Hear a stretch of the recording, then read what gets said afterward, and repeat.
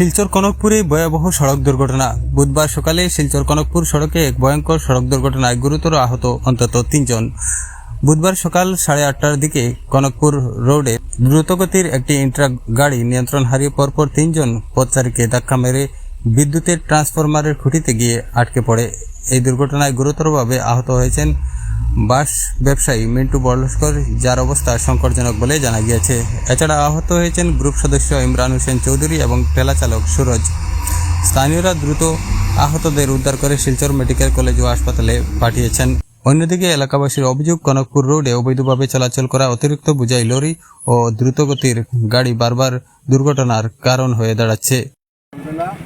এখানে একটা magic truck এবং বড় গাড়ি একটা ট্রাক, এখানে তারা মুখোমুখি করিয়া একটা ম্যাজিক ট্রাক আইয়া এই যে কাস্টমারও আইয়া ধাক্কা মারছে। মারার পরে এখানে 3 জন লোক আহত হইয়া বর্তমানে শিলচর মেডিকেল কলেজে তারা রেফারটা নিয়েছে। একজন হইল মিন্টু বল্লস্কর, একজন খালেদ চৌধুরী, একজন সুরেশ দাস।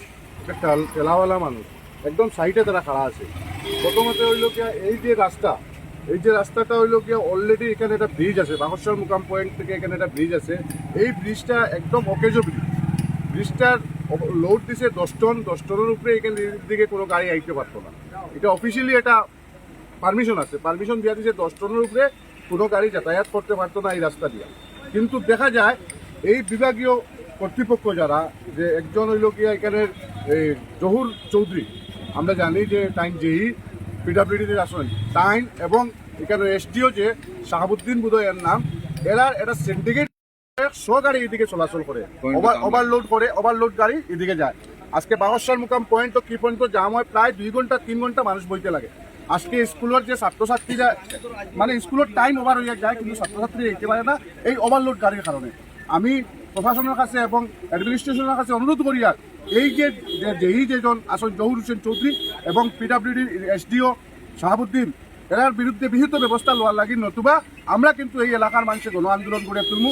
এবং আজকের পর থেকে যদি কোনো ওভারলোড গাড়ি যায়, আমরা পাবলিকে এখানে আটকাইয়া রাখবো। এবং এখানে দেখা যায় পেশকারে জাঙ্গাল পয়েন্টও গাড়িগুলো যায়। এটার লাগে আমি ডিসি মহোদয়ের অনুরোধ করি, আর এটা বিহিত ব্যবস্থা লওয়ার লাগে। কয়জন জখম হয়েছেন তারা? এখন 3 জন মানুষ জখম হইয়া বর্তমান শিলচর মেডিকেল কলেজও আছে। 3 জন নেতা, একজন হইল খালেদ চৌধুরী, একজন হইল গিয়া সুশীল দাস, সুরেশ দাস।